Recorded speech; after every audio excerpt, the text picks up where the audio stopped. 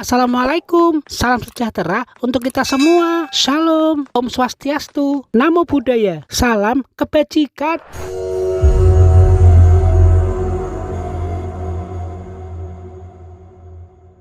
Terima kasih Mas, udah mau datang di podcast Wowo. Bener ya Mas, katanya mau bercerita tentang kos-kosan Mas yang angker itu. Iya Dek Wowo, bener. Wah seru nih, kenalan dulu dong Mas. Nama panggilan saya Lucky, kalau nama panjang saya lu kira-kira sendiri.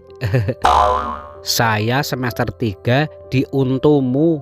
Untumu? Iya, Untumu, Universitas Tua Muda. Oh alah, kalau boleh tahu Mas Lucky semester berapa? Udah semester 3. Ya udah Mas, ayo cerita. Kejadian ini terjadi setahun yang lalu sih Dek Wowo. Awal kuliah di Untumu ini Mas Lucky kan ngekos Dek. Nah tiba-tiba waktu akhir semester 2 ibu kosnya bilang gini, semua anak kos harus pindah karena rumah kos ini udah laku terjual. Kami semua anak kos pada kaget lah Dek, tapi mau tak mau ya harus pindah juga. Nah teman-teman Mas Lucky pada nyebar nyari kos sendiri-sendiri, termasuk Mas Lucky nyari kos sampai 2 minggu belum dapet. Oh kasihan. Terus selama 2 minggu Mas Lucky tidur di mana? Saya numpang tidur Dek di basecamp pecinta alam di kampus. Nah suatu hari ada info nih Dek, ada kos-kosan yang kosong. Akhirnya saya kesana habis kuliah. Di daerah mana Mas? Ya agak jauh sih dari kampus, sekitar 20 menitan gitu, dan daerahnya masih ke perkebunan gitu. Akhirnya selesai kuliah itu kan sore, saya pergi untuk melihat kos-kosan tersebut. Sampai sana sekitar ya habis maghrib lah. Ketemu Mas kosannya? Ketemu Dek, rumahnya tuh gede banget, berhalaman luas. Setelah saya mencoba menghubungi yang punya, akhirnya beliau keluar, seorang kakek-kakek yang udah tua gitu sih. Oh iya, saya belum cerita ya, kalau kosan ini murah banget Dek, sebulan cuma 150.000.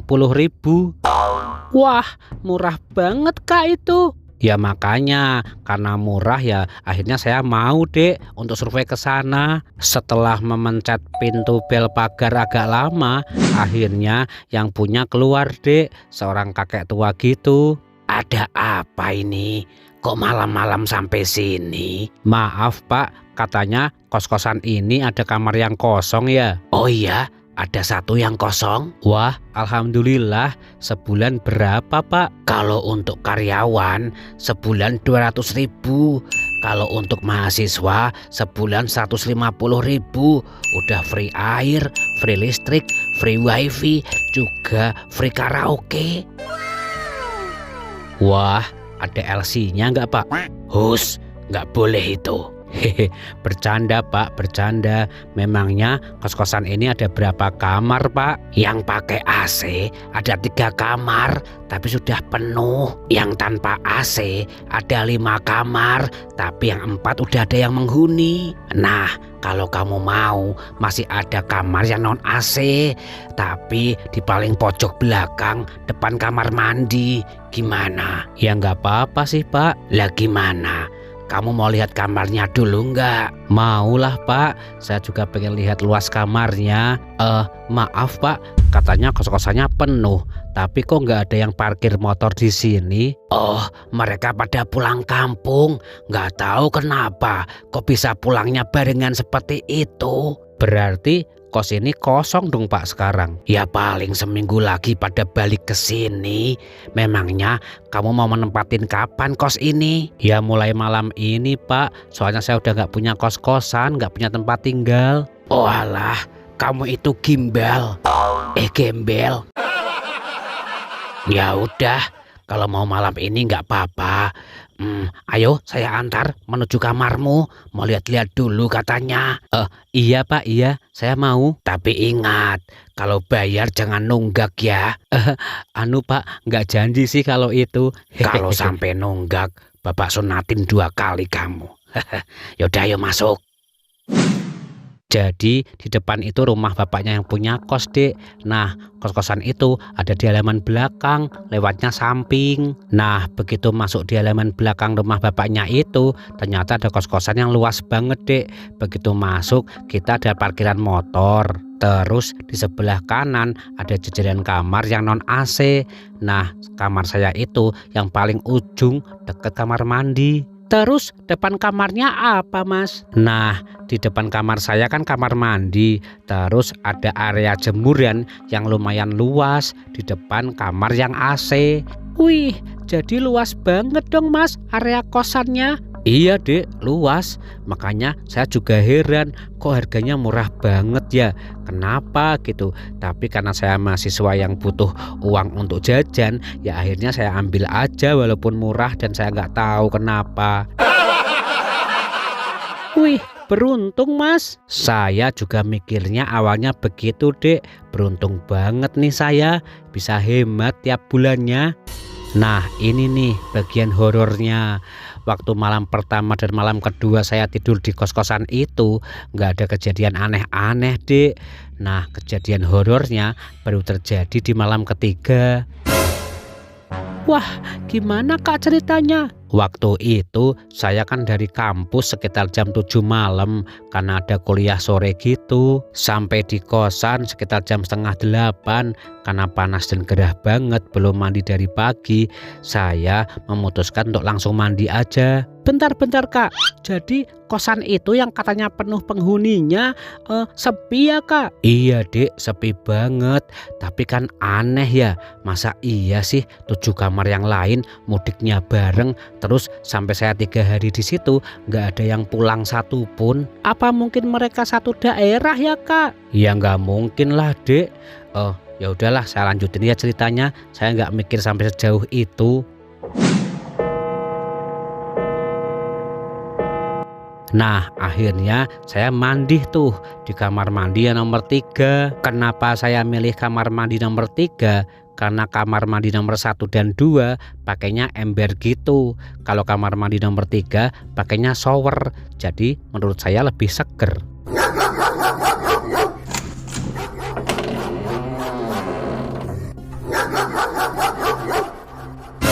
Begitu saya masuk kamar mandi, itu baunya wangi banget Dek.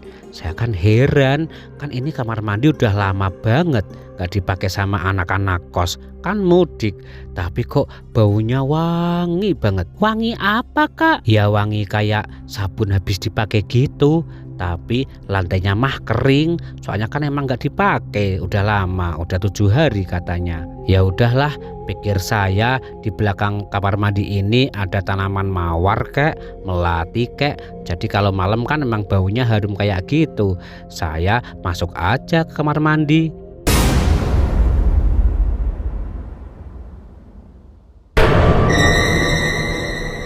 Tapi tiba-tiba belum selesai saya buka baju, saya merinding banget. Hah? Kenapa Kak? Kok saya mendengar kayak ada suara cewek ketawa gitu loh Dek. Di kejauhan, arahnya sih dari luar kamar mandi.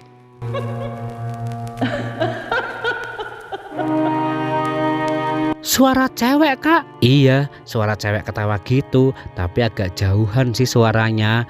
Saya berpikir, paling salah satu anak kos udah ada yang pulang nih. Kan memang itu kos campur Dek, cewek dan cowok boleh. Nah, di dalam kamar mandi itu kan ada ventilasi udara gitu di atas. Tiba-tiba saya melihat ada bayangan yang mondar-mandir di luar kamar mandi.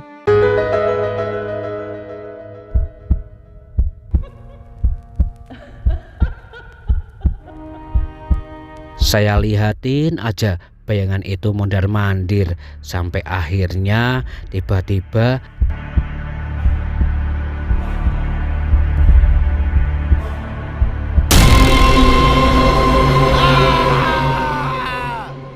bayangan itu berhenti tepat di lubang ventilasi dan menatap saya Dek. Jadi bentuknya itu yang ngintip ya Dek ya, itu kepala hitam semua. Wah, apa itu ya Mas? Iya saya nggak tahu, kan saya juga nggak lihat bentuknya. Tapi rasanya itu badan saya menggigil, gemetar ketakutan gitu. Akhirnya saya nggak jadi mandi, balik aja ke kamar. Lah terus cewek yang ketawa itu beneran anak kos yang udah pulang, Kak? Nah, saya baru notice nih, Dek, kalau suara cewek itu ternyata bukan dari anak kos. Soalnya nggak ada yang pulang satupun tadi malam. Tapi saya pikir mungkin tetangga sebelah sini yang lagi bercanda terus ketawa keras banget, suaranya sampai ke kosan. Ya udah, saya nggak ambil pusing juga hal itu. Nah kan, suara siapa cewek itu? Saya juga nggak mau mikir yang terlalu jauh, Dek. Nah, ini nih kejadian horor yang kedua. Nah, setelah saya mengalami kejadian diintip di kamar mandi oleh bayangan hitam itu, hari-hari berikutnya tambah ekstrim, Dek, gangguannya. Berarti Mas Lucky di kosan itu udah berapa hari? Hampir 1 minggu sih, 5 harian gitu. Dan anehnya tidak ada satupun anak kos yang pulang. Kok aneh ya, Mas? Hampir tiap malam loh, Dek, saya kalau mau tidur lihat parkiran, siapa tahu ada motor lain di situ, ada anak yang pulang, sehingga kan saya nggak takut ada temennya. Tapi nggak ada. Lah kalau bapak kos, Kak? Kalau bapak kos kan tinggalnya di rumah sendiri di paling depan situ, terus belakangnya baru area kosan ini, Dek.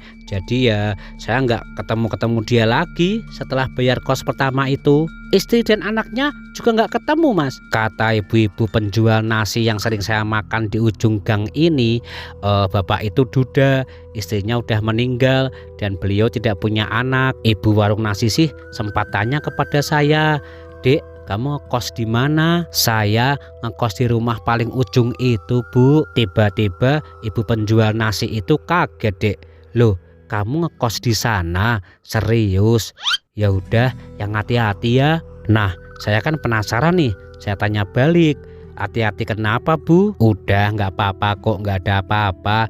Nanti kan kamu juga tahu sendiri." Wah, kayaknya ibu penjual nasi itu tahu sesuatu ya, Mas. Nah, sampai pada akhirnya tibalah hari ke-6 saya di situ, Dek, sendirian juga. Saya masih ingat banget hari itu Senin malam Selasa Kliwon. Hari itu kebetulan ada acara di kampus, jadi saya sibuk banget dan pulang ke kosan itu sekitar jam 10 malam. Karena capek, saya nggak mandi, langsung tidur aja.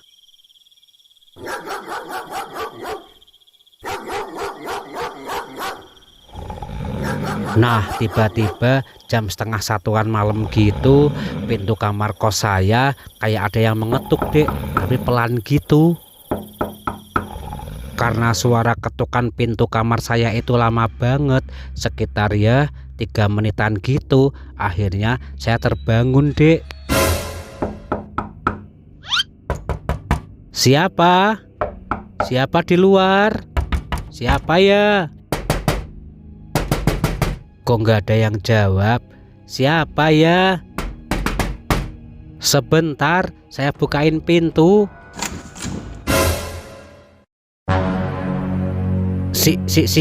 Siapa ya?"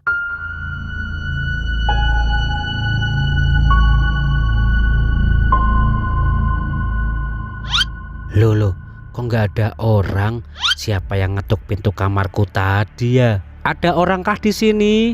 Siapa ya? Kenalin, saya penghuni kos baru. Siapa ya?"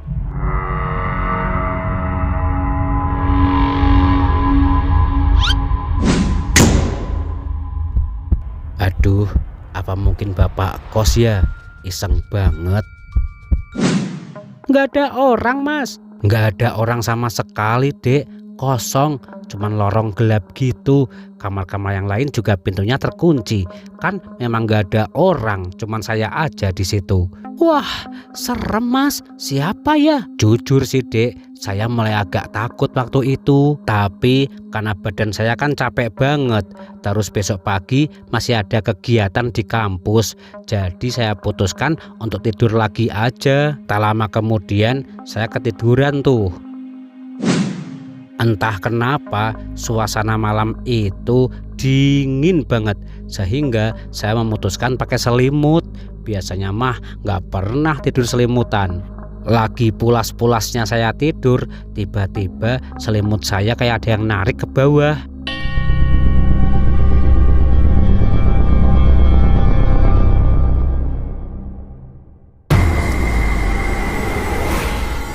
Bebarengan dengan selimut saya ditarik ke bawah, saya mendengar kayak suara orang mengerang gitu, Dek.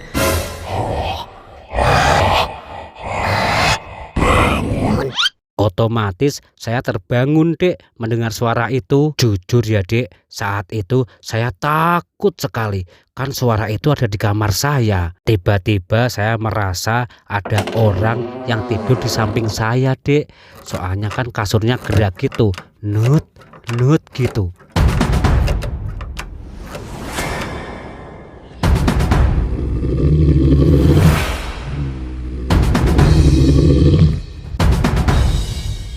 Perasaan barusan kayak ada yang tidur di sampingku. Siapa ya? Kok aku jadi merinding kayak gini? Saat saya mikir siapa yang tidur di samping saya, tiba-tiba bau di kamar saya itu amis banget gitu, kayak bau ikan, bau bangkai, campur lah. Dan tiba-tiba tahu nggak, Dek, yang muncul apa? Pocong, Dek, hitam warnanya. Hah? Pocong, Mas, yang tidur di samping Masnya? Iya, pocong, Dek. Kain kafannya tuh hitam, mukanya juga hitam, matanya merah gitu, tidur di samping saya sambil bilang apa coba? Bilang apa, Mas? Kamu harus pergi dari sini. Pergi.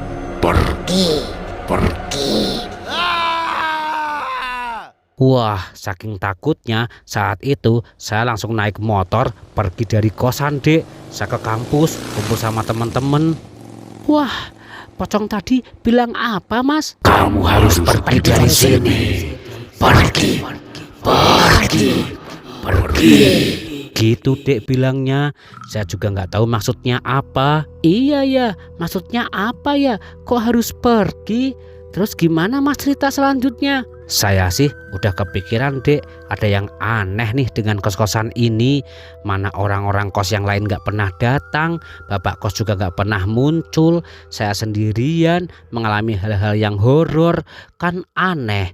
Mana kos ini murah banget, padahal fasilitasnya lumayan mewah. Masnya nggak mencoba mencari tahu soal rumah kos-kosan itu? Mau cari tahu lewat siapa, Dek? Yang paling deket kan ibu-ibu penjual nasi itu di ujung gang.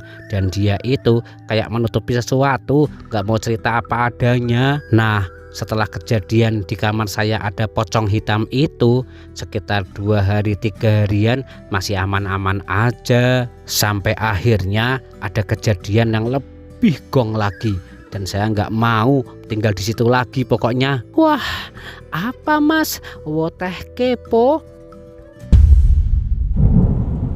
Malam itu saya tidur dan tiba-tiba terbangun karena mendengar suara guntur. Saya langsung teringat jemuran, Dek, belum saya angkat. Aduh, kenapa tiba-tiba mendung kayak gini sih? Sepertinya sudah mau hujan deh. Jemuran saya banyak banget di luar. Anak-anak yang lain kok belum pada pulang ya? Padahal kan udah 10 hari saya di sini. Aneh banget kosan ini. Apa aku pindah aja ya dari sini? Sendirian kayak gini serem. Udah berbagai kejadian horor aku alami di sini. Sambil mengumpat dalam hati, kenapa kos ini sepi banget, saya berjalan ke area jemuran. Setelah sampai di area jemuran, saya itu notice ada sesuatu yang aneh di antara baju-baju yang saya jemur. Wah, Mas Luki, lihat apa? Di situ saya melihat ada seperti siluet bayangan perempuan di balik spray yang saya jemur, Dek.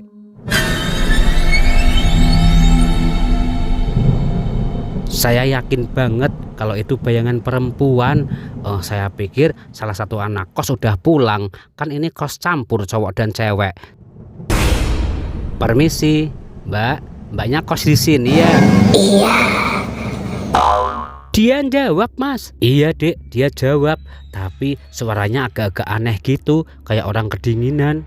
Oh iya udah Mbak, saya mau ambil spray saya, keburu hujan. Silakan diambil.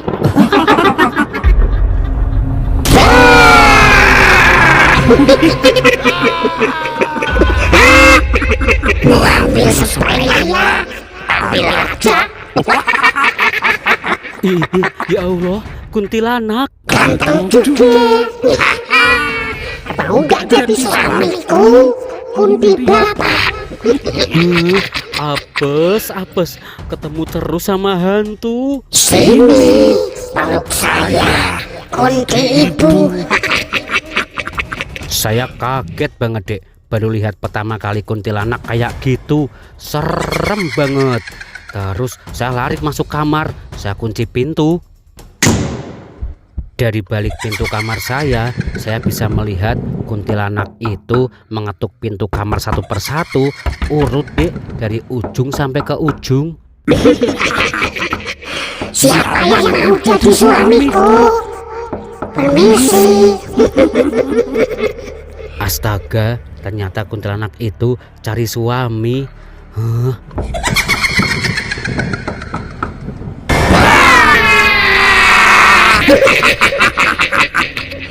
Karena kejadian itu, saya jelas banget melihat hantu. Saya kapok Dek, nggak berani di kos sendirian.